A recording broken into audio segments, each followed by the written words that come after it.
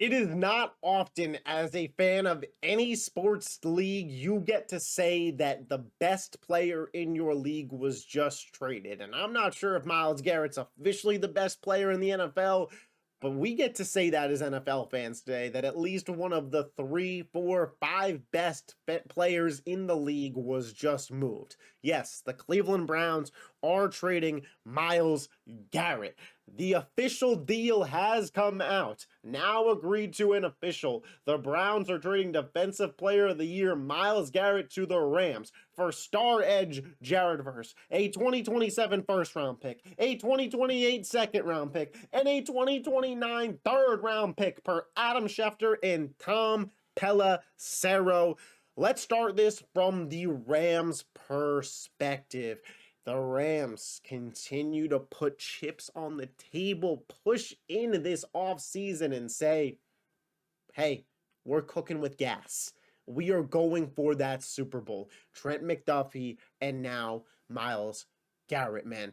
The Rams are dangerous. The Rams are scary. The Rams are legit Super Bowl favorites, and with plenty of reason to be.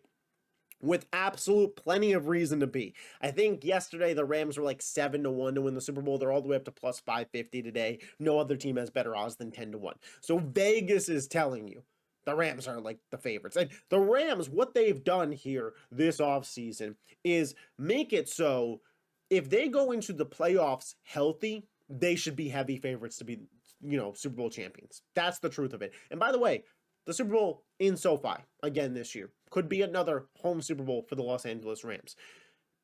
It's hard to make super teams in the NFL, right? In the NBA, it's kind of easy. 5 guys play. I mean, now with some of their cap stuff, but we're here to talk football. But my point being, in the NBA, 5 guys are on the court for you at one time. Easy for one player to really shift how much impact is had there. In baseball, there's no cap. Not currently. So it's easy to stack up players the way that the Dodgers have and the way that the Yankees did in the 2000s. In football, with a hard cap and with you having, 22 guys that play for you plus special teamers and stuff, it's really hard to collect enough talent to be considered a super team. The Los Angeles Rams have positioned themselves as well as any team could with those restrictions to be considered a super team today. The Los Angeles Rams went out and got Myles Garrett, the reigning Defensive Player of the Year, who just broke the sack record last season with 23. The Rams this offseason went out and got Trent McDuffie, who is a top 10 corner in the sport. The Rams already have the reigning MVP of the league, Matthew Stafford. The Rams already have one of the top candidates for Offensive Player of the Year last season in Puka Nacua. The Rams, in my estimation, already had the best head coach in the sport in Sean McVay.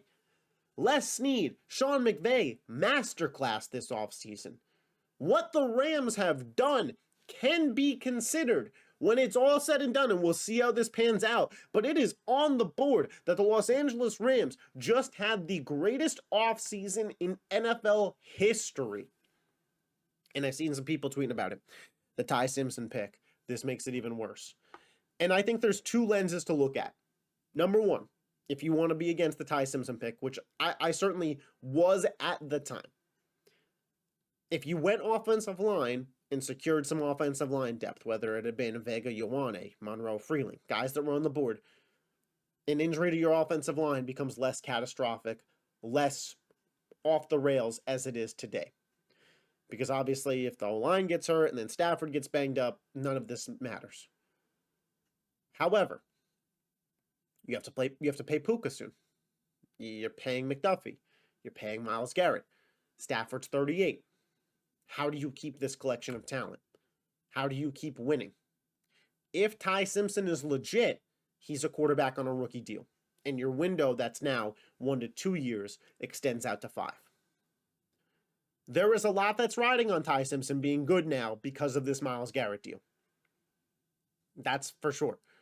But in the micro of this season, I mean, that Rams defense, The offense was already the best in football last year. They led in yards per game. They led in points per game. They had the MVP. They had a top 10 rushing attack. Kyron Williams, Blake Corum is nasty. You have Puka Nacua, a top 4 wide receiver in the sport. Devontae Adams, who scored a frick ton of touchdowns last year. A tight end room that's super deep.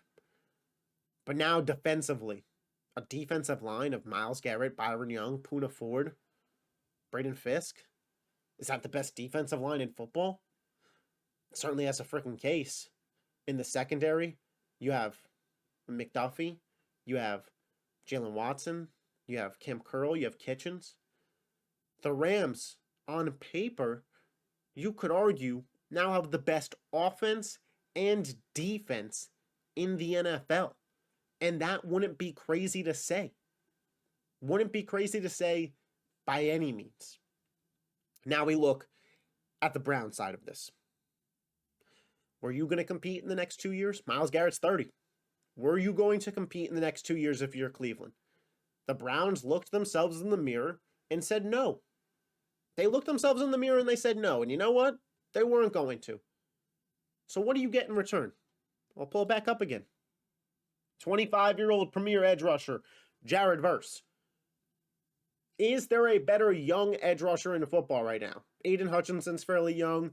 Maybe there's a name or two that I'm missing off the top of my head right now as we're reacting to this in real time. But Jared Verse, top 5, edge, 26 and under. I think that's probably fair to throw out there. Premier player with a ton to grow and a potential future defensive player of the year candidate. That's not crazy to say. A 2027 first round pick. Well, the 2027 draft is projected to be freaking loaded. And we'll talk more about that in a second. A 2028 second round pick and a 2029 third round pick. So you got 3 premium draft picks over the course of 3 years. And by the way, like 2029 third round pick, if Ty Simpson's not the guy, that has potential to be a better pick. So you move Myles Garrett, the best player or the second best player in your franchise's history. Depends where you stand on Jim Brown. You have to get a haul. 25-year-old edge rusher that's looking like one of the best in football in the coming seasons. You're not going to say he's going to get to Myles Garrett, but that's the Myles Garrett replacement, right? That's the guy that's going to line up where Myles Garrett was lining up, and you've seen it. He's productive. He's going to be a productive football player. And 3 premium picks, and you could do what the Browns did this year, basically stick and pick. They moved around a little bit, but they kind of just stuck where they were. They got Fano, Boston, Emmanuel McNeil Warren, KC Concepcion. Like, they added a ton of talent. You could operate that way. But you have a ton of young talent that you're excited about. Like I mentioned, Judkins, Sampson, Fannin, Concepcion, Boston, Fano, Schlesinger, Verse, Mason Graham, McNeil Warren. Denzel Ward's still pretty young. Like, you have a lot of dudes, if you're Cleveland, that you're excited about. And now you have this extra ammo. Well, let's say Cleveland next year finishes, not as the worst team in football. But they want that number 1 pick. They want Arch Manning. They want Dante Moore. They have the firepower to go get that guy. And leave the draft potentially with their franchise quarterback. I mean, this is obvious. Like, if Shedeur works out, all of a sudden, now they have a plethora of assets. And we'll see what Todd Monken can get out of them. But when I look at this deal for Cleveland, I'm pretty excited about it as well. Man. I think, again, those 3 picks plus an amazing star player. I don't know if Dallas or Philly was beating that offer. Philly's probably going to get some draft capital today from a trade with the Patriots, but Philly would have had to give you probably 2 firsts and a second and Nolan Smith to maybe compete with this offer, but maybe you would have been getting 3 firsts. Like, it's a haul. It is an absolute haul for the Cleveland Browns, man.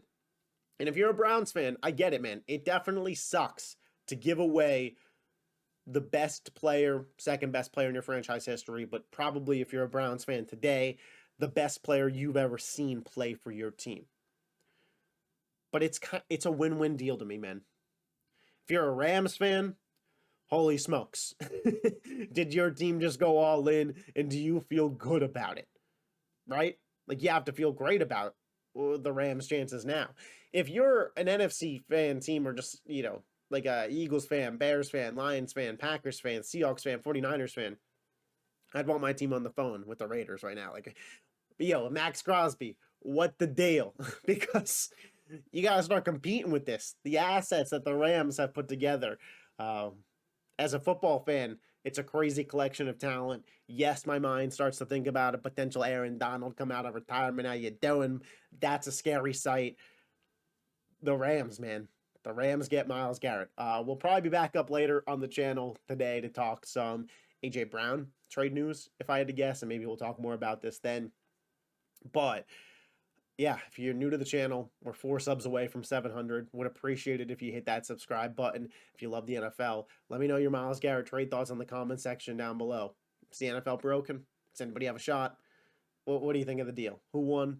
Did anybody lose? I'll catch you next time. Peace.